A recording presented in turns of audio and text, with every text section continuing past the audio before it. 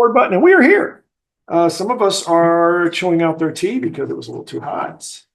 So while I walk over here, thoughts on ways to communication with customer, email follow-ups, tone, stuff like that. What are some thoughts on that?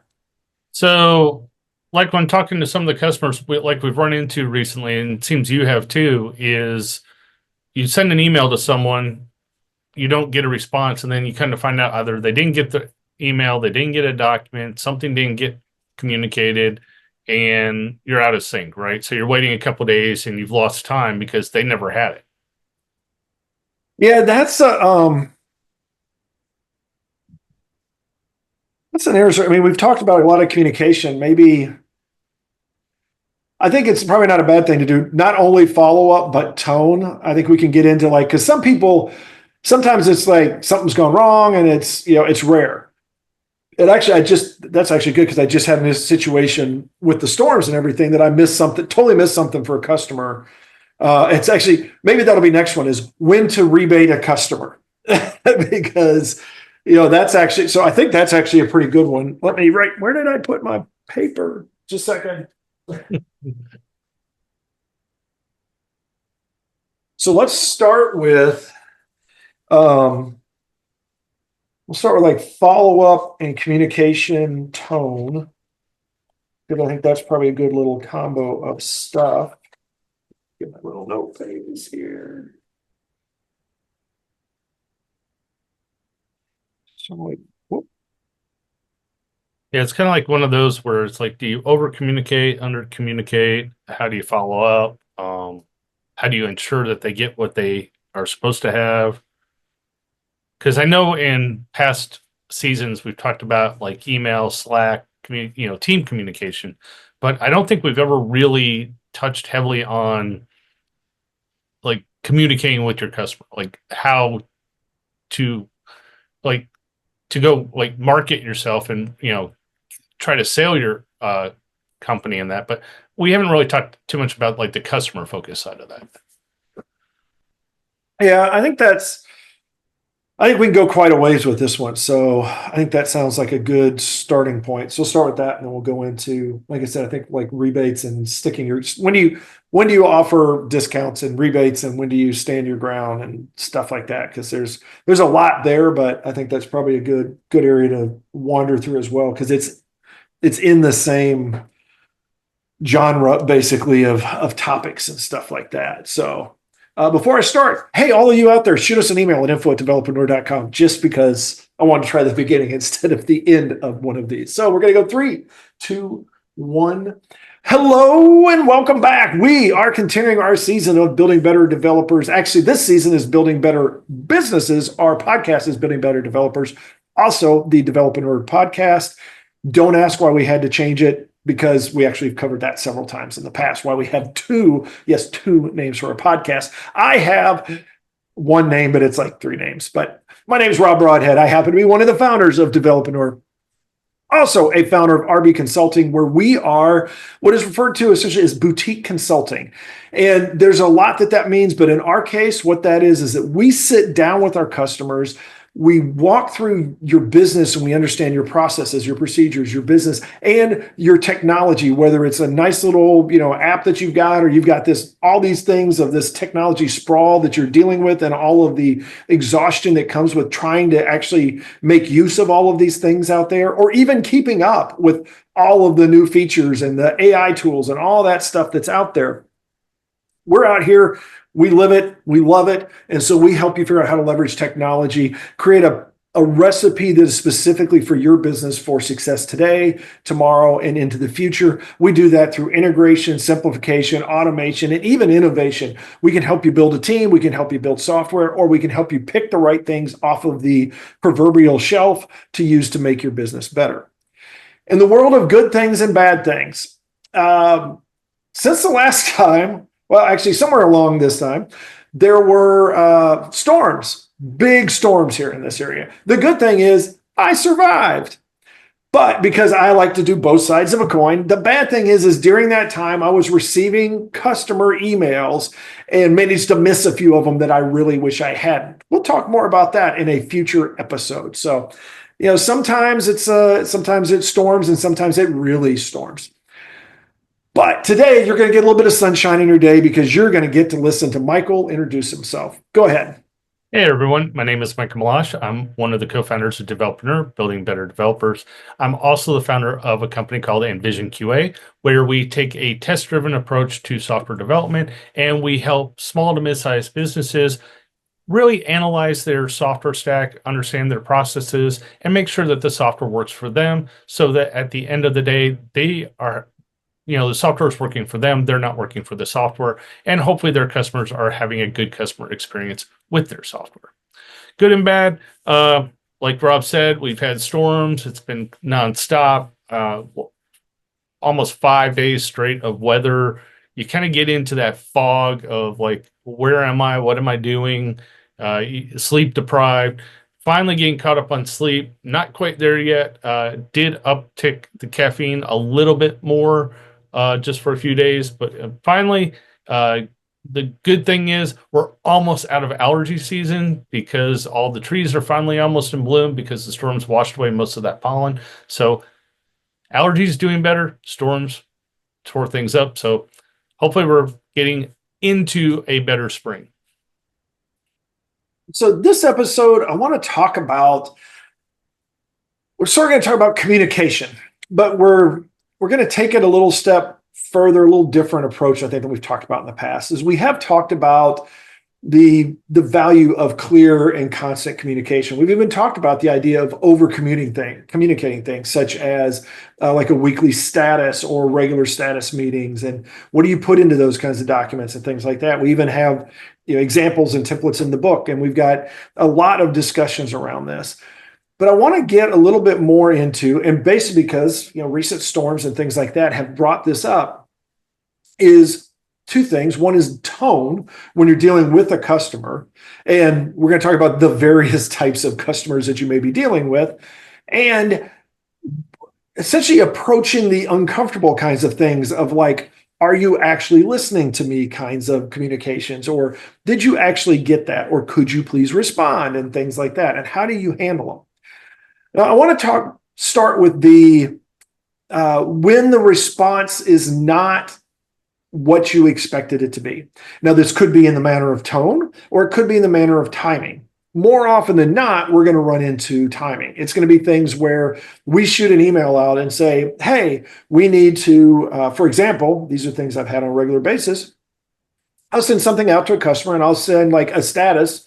And along with the status, I'll say, hey, I'd like to schedule a meeting with you, next week or in the near future, something like that.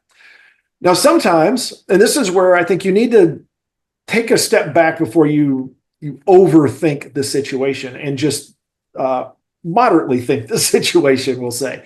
Just step back and go, okay, well, one, was I clear in whatever my request was? And I'm going to use mine as an example. So if I send a status and a request for a meeting, then it may be that I wasn't clear enough or it wasn't distinguishable enough within my email that I was requesting a meeting, that I was saying, hey, can we meet? Can we get together? It could have gotten lost, particularly if you've got like all of this email and then you've got a little bit of line at the end that says, hey, can we meet?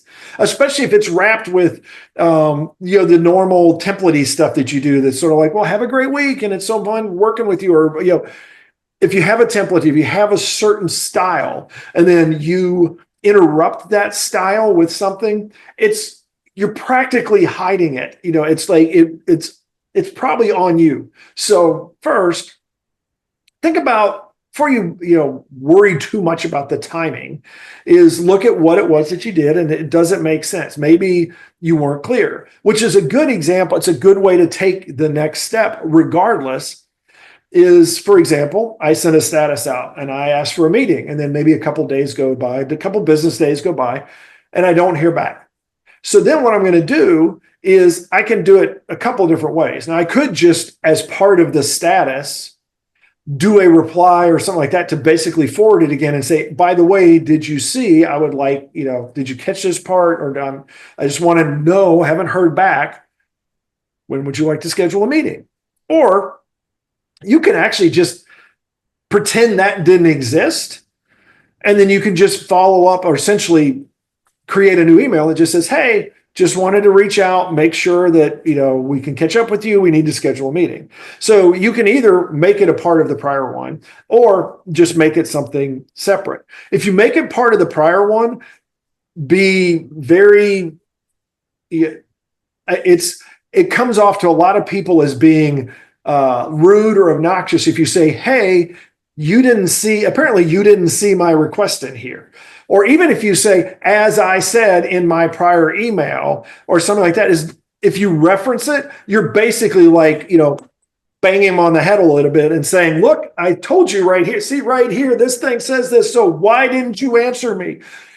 Chill, just like stuff gets missed. And so, either just follow up and just say, hey, following up, wanted to see if there's a good time for a meeting. That's about it's not very aggressive. And it's just like, hey, I'm just following up. And you can even add the little things like maybe this got lost in the filter or something fell through the cracks. And a lot of times, honestly, it does. So it's not a big deal.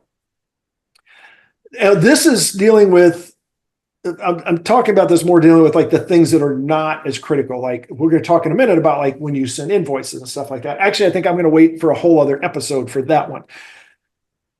So honestly, the best way I found is to just sort of, if it's gone beyond what would be the normal time, is I'm going to send another email. I'm not even going to bother about the prior one. I'm not going to follow it up. Now, if there's something I have to respond to, like if it's an ongoing conversation, okay, then I'll just make it part of the conversation. But I'm not even going to reference the prior invite. I'm just going to say, okay, particularly because this helps me, because if I do that, this gives me an opportunity, because my schedule may have changed, to now do something a little different. For example, I may send a status on Friday and say, hey, would you like to meet on Monday or Tuesday? Well, now I haven't heard from them until, it's Tuesday and I haven't heard from them yet. So maybe at the end of the day, Tuesday, I'll say, hey, I want to catch up with you guys. You have some availability Thursday afternoon or Friday morning, something like that. Because now I'm shifting some of those availabilities, because I sure as heck, even if it's Tuesday morning, I'm probably not going to say, do you want to schedule a call today? Because I don't want to get a call at the last second that's like, hey, let's go schedule a call. I want to have some heads up. I want to have some warning.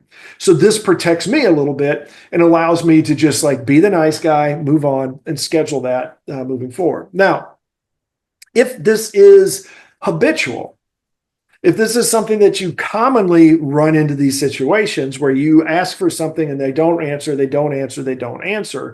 then initially what I'm going to do is I'm going to take a different approach. For example, if I'm usually communicating through status, I'm going to have a completely separate email thread, if it's email or phone tag or whatever, chat, whatever it is. And if there's a subject, I'm going to have a whole different subject. And I'm going to now have on the subject, would like to schedule, in this case, would like to schedule a meeting. And then right away, I'm going to say, hey, I would love to talk to you. We need to get together to discuss this thing on blah, blah, blah days. Here's the availability. And I'm going to probably, as we go through this, I'm going to get to the point where early on, I'm always going to have a link. I'm going to say, hey, you can check my link. You can schedule however you want. I am going to start moving towards, how about 10 o'clock on Tuesday or something like that? And then at some point, I'm probably just going to go ahead and put a calendar invite if I can, or something like that, and then just see where it goes. And at some point, you give up. If they're not going to pay attention, they're not going to pay attention. But without all of this, you need to do without copying an attitude. And the easiest way I find to do this is looking at myself, is knowing that I have missed things. I have missed emails. I have, things have fallen through the cracks. I have sent stuff or thought I don't know how many times I thought I sent something, and then you find that you didn't click send right, or there was some sort of network connectivity issue because you were sending it from your phone and then it didn't get through right, or spam filters. It's amazing how I changed my email filter and suddenly all of There's one customer, not all of them, just as one customer that I just suddenly lost his emails for a while. He was sending me stuff and he finally reached through in a different way. And it's like, hey, are you getting him emails? And I'm like, are you sending emails? So there's those kinds of things. And I was like, no, I'm not. I had to go dig through things. So understand that it's probably not personal. If it is personal, then that's going to be easy to fix because let's face it, they don't like you. You don't they don't need to be a customer anymore. They're going to get rid of you. So that problem is going to solve itself. So it's probably not personal. It probably is just as much as we feel like we're connected and all that kind of stuff. Sometimes things happen. It could be like somebody's on vacation. It could be that they've got family, things going on or personal life things. I've seen all of that. Could be storms like, hurricanes and tornadoes and stuff like that. So all of this to say, go whatever you do, like take all of this with a grain of salt, is to think about it as, maybe it's just like, things just happen sometimes. Try to adjust because it's the more that you can control it, the more that you can adjust your communication lines and your threads and your titles and your topics and your approaches, the more you're going to be able to get through to them. Because it's not really, yes, it's probably partially on them to be able to communicate with you and pay attention, but you're going to be better off if you're focusing on how do I make this suit their communication needs the most. Now, you can do stuff like call people out too, because I'm going to do that right now. An example of Michael has been sitting here too quiet for too long, and I'm not sure if he's even on the other end, even though I can see his face across the internet. And now I'm going to ask you, what are your thoughts on this, Michael? So I'm going to pick up that last thread you kind of went with. So you've already talked about tone and some tips on ways to communicate and be clear. The big issue that I've run into recently, this is kind of why we're having this discussion, because we've each had similar situations with communication, especially with these storms, is when you get a new customer or you have an existing customer, make sure that you talk to the customer and find out their preferred ways of communicating. Now, in the tech world, we have all these different applications, different tools, different things like Slack, Zoom, Teams, email, Jira, a whole bunch of different ways to communicate things. If you try to force your communication patterns onto your customer, you could potentially overwhelm them. And you don't want that. You want to make sure that the way you communicate with your customer meets the customer's needs. So you may have an old school customer that prefers everything by phone. They want you to pick up the phone and call them to give them updates. Or you have the more traditional email where, okay, send me an email, status updates, things like that. Like Rob mentioned, though, email can be tricky. And lately, with a lot of system updates, Windows 11 updates, I mean, you have all these software changes going on all the time. Things tend to break and you don't know it. These are kind of those like sight unseen things where your side looks like it's working great, but your communications are not being received or they're falling into spam filters, different places where they don't know that you're waiting on something, or they send you something and you don't receive it. So early on, one of the recommendations I want to throw out is when you are dealing with a new customer or starting a conversation with a potential customer, not only figure out their preferred means of communication, but also initially follow up on those communications. So like if you send an email and you don't hear from the customer within say 24 hours and it is a communication that, hey, I need something back, pick up the phone and call them or send them a different form of communication. Maybe send them a text or again, at the end of the day, the phone call, picking up the phone and calling someone is the number one way to make sure that your message is getting received because you're talking to the person. So you know that they're getting your communication. So email is tricky because, for instance, I've had a customer that things were working out.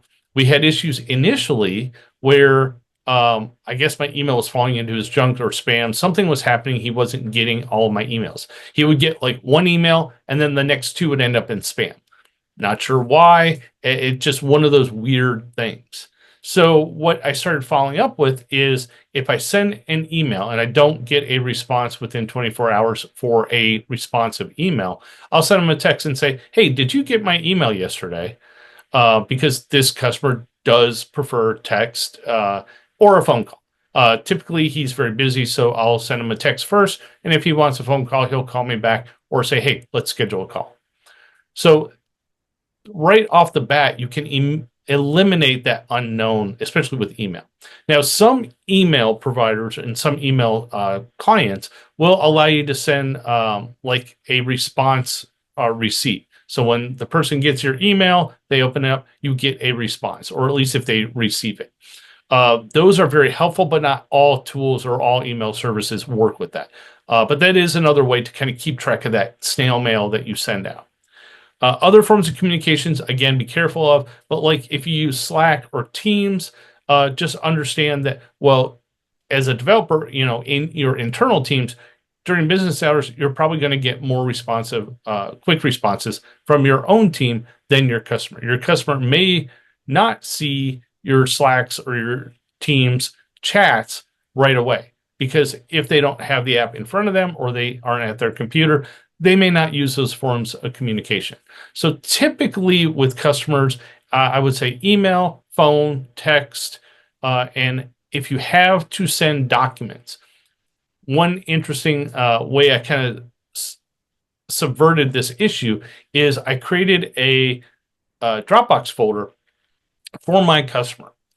Any documentation I need to provide them, I put it into that folder and send the link to the customer. And I say, here is the link. Any documents I provide you will be here. I'll send you a follow up email. If you don't receive the attachment, it's there. The documents are there. Because one of the problems we had was they were getting the emails, but the documents weren't coming through.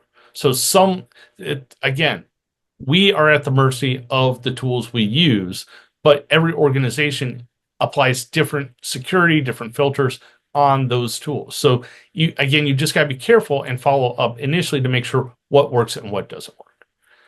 And lastly, to kind of circle back around to the tone of the communication, um, always make sure that you stay customer focused. And what I mean by that is put your customer first when you're communicating with them. Like, make sure that they are the priority and that you're not bitching, complaining, ranting, that, hey, I'm here to help you. So how can I service you? And I liked Rob's suggestion. If you need to schedule a meeting with a customer, separate the email. Keep your emails focused on specific topics. Kind of think like a PowerPoint presentation. You kind of want to keep 6 bullet points on the screen. Don't cram 22 things on the screen and expect your viewer to be able to see all them, understand all them, and read them. Keep your communications clear and to a point. No more than maybe 3 or 4 bullets. Again, kind of think PowerPoint. But if you do need to schedule a follow up, either bold it, make it very clear. Again, email is a little hard to do this with. If certain email clients only receive text, not HTML, so if you try to bold it, they won't see the bold. So make sure that you send one communication, like a status update, and then a follow up one right after that or right before that. Hey, can we schedule a meeting? Here are some scheduled times. If you have apps like Calendly, you can point them to that. But be careful with even those because I've had issues where my calendar doesn't sync up and sometimes you end up double booked. So always double check your meeting times and kind of set it up with your communication with your customer when you want to meet or what their availability is so that you can have some time to kind of plan for those meetings and not be surprised, like Rob said. Yeah, and I think the whole idea of right sizing your conversation is probably one of the most important ones. There is that you really want to be able to email. It's easy to get carried away with email. Let's just put it that way. Actually, it's easy to get carried away with a lot of these things, like a text. If you text was meant for like 10 words or less. If you start putting long stuff in, it's very difficult to read. On that, though, don't use email as text messages. Um, Correct, but honestly, if you have email that is very, if you have short, precise emails, that's not always a bad thing. Now you do have to watch out. You don't want to send 10 emails. You don't want to, each one is a bullet point, but you do want to be very concise. If you need to have like a longer conversation, or if you need to, have, if you're having to write a page or an essay as part of the email, then don't do that in email. Summarize it and say, I would like to talk, do the best to get there. If this is a customer that doesn't have time to talk, they're not going to have time to read 6 pages of an email either. You need to find ways to get the points across succinctly and precisely so that they can have that conversation or not. And I've had many arguments, actually, discussaments with a person in the past that was very much his approach was that, I am spending my time. That is very valuable information that I'm providing, and I'm providing all this in these paragraphs. And this is basically, he got a TLDR. It's like, I'm sorry, I don't have time to read 6 pages of an email, even though it is very important and it's all critical. In that email form, people just, they check out. They're not going to do it. So it's like, you have to get something, and you also have to consider your audience. If you have somebody that loves to write long emails, then great, write them Homer's Odyssey. But most people don't. They're going to look at email, they're going to look at the couple of bullet points, and then that's it. And if you have an email that you have paragraphs and you just have you have bullet points to help them out, realize they're only going to read the bullet points. The stuff you have that's in the detail, they probably will not, unless you have something that says like, you will die if you don't read this paragraph. And then they'll read the first 3 words. And if they haven't died yet or haven't seen why, they won't read the whole thing. So, realize, like, be cognizant of other people's time. Yes, it may have taken you a lot of time to write that email, and it may have been very thoughtful, but it may have been better for you to have done that through a conversation than through an email. It just, this again, it may depends a little bit on your customers. There's reasons why the mail clients nowadays have AI tools with them that summarize the emails. People don't like long emails. They don't have time. So make sure you keep it short to the point and don't overbloat your emails. And trust me, if you want to see how it can get misconstrued, write a big email, throw it in a AI client, and tell it to summarize for you. And I guarantee you will be like, somewhere in there, you'll be like, I didn't say that. I didn't want to say that. That is not what I want my customer to hear. So realize that they may get that on the other end. So keep it short and protect yourself. Be very precise. Avoid flowering language. This is business. Business communication is about like precise, concise, get it done. Not big flowery stuff that says, look, I know all of these big words like developreneur or something like that. Challenge of the week this time around is have a plan, have a process for follow-up. Particularly, this is going to work if you're an employee and working with your boss, but particularly with customers, is create essentially an SLA, a service level agreement that says that I'm going to send an email out, or when I communicate, I am going to follow up in X amount of time. It may be, let's say 6 hours later, a day later, 2 business days later, something. If I haven't heard, I'm going to have something that's just a general follow-up. And maybe it's sooner rather than later. So it's just something where, maybe if you send at the beginning of the day, at the end of the day, you just go through and say, for the stuff where you didn't get a response, say, hey, just checking in, want to make sure that that you got my earlier email, looking forward to talking to you, something like that. Doesn't have to be a big deal, just a quick, thing, because sometimes that's just enough to jog their memory where they say, oh yeah, I got to go look at that email, or, oh, I forgot, I didn't get that for you. It's going to be very helpful in a lot of different ways. What is helpful for us is if you right now go out there and shoot an email to info@developaneur.com, because we love to hear from you, and you can test out our SLAs. You can figure out how fast we respond to all of those kinds of things. And you can criticize us or not, depending on what your expectations are of said responses and response times. You can also reach out to us. You can leave us comments anywhere that you get all of this fine content, whether it's on developaneur.com, whether it's out on X at @developaneur. You can follow us there. Developaneur page on Facebook.